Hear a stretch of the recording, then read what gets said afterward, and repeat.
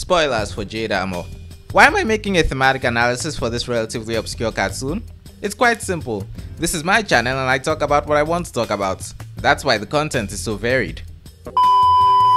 You know, it's really unfortunate to hear that people think of this show as a Miraculous Ladybug clone, because it doesn't really have that much in common besides being a superhero show where the hero has to purify something and being about a girl.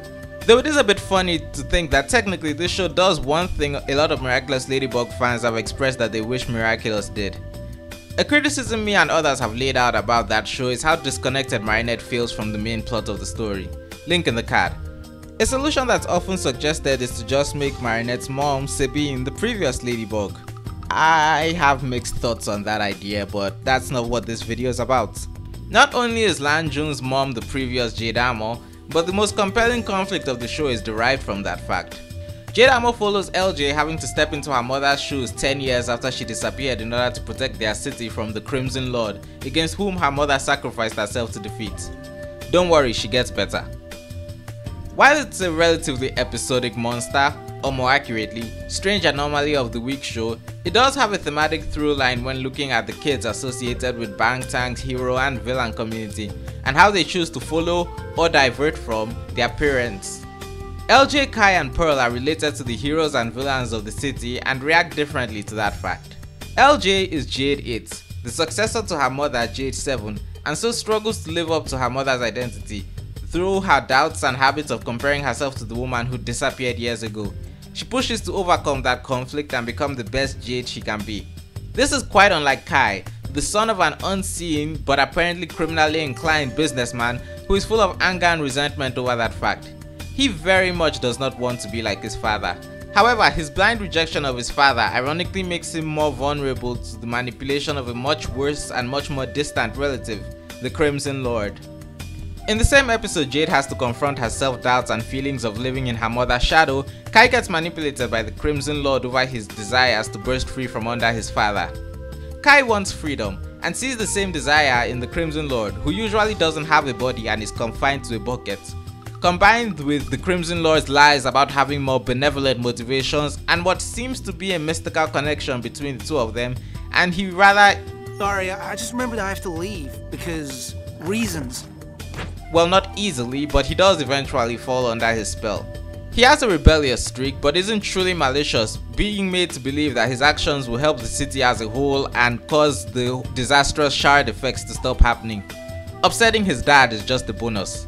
He comes to his senses, however, when it's made clear that the Crimson Lord really doesn't care for the city. This is the opposite of Pearl, whose issue is a desire to impress her mom, Black Tiger, by becoming her sidekick. Her mom is very particular and demanding, however, so getting that recognition is not the easiest thing in the world.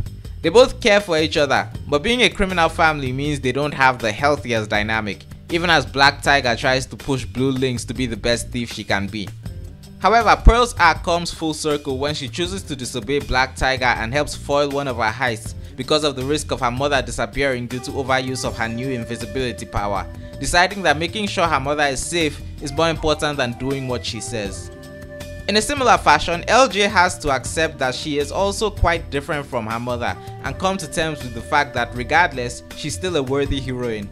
In that vein, she does things differently than her mother would and takes risks her mom and previous Jades would never consider. Because of this, she's able to figure out a way to bring her mom back, sort of, and neutralize Shen-Yan and the Crimson Lord as threats.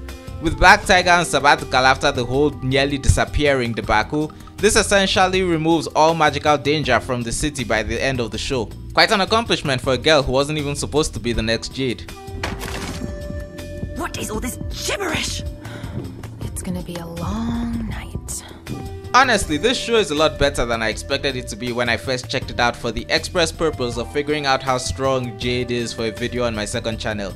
There are a few things in it that bother me narratively, but I feel like that's mostly because I'm 22 and not the target demographic for this show. But despite that, I really do believe the writers did a good job in creating this narrative through line, even if I did personally find a few steps along the way a bit hard to buy.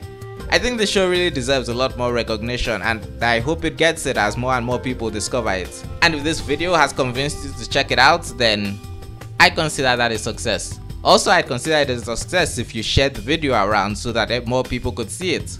But have you seen the show? And what did you think of it? Tell me in the comments below, and while you're down there, don't forget to hit the like button and subscribe for more content. Thank you and good day.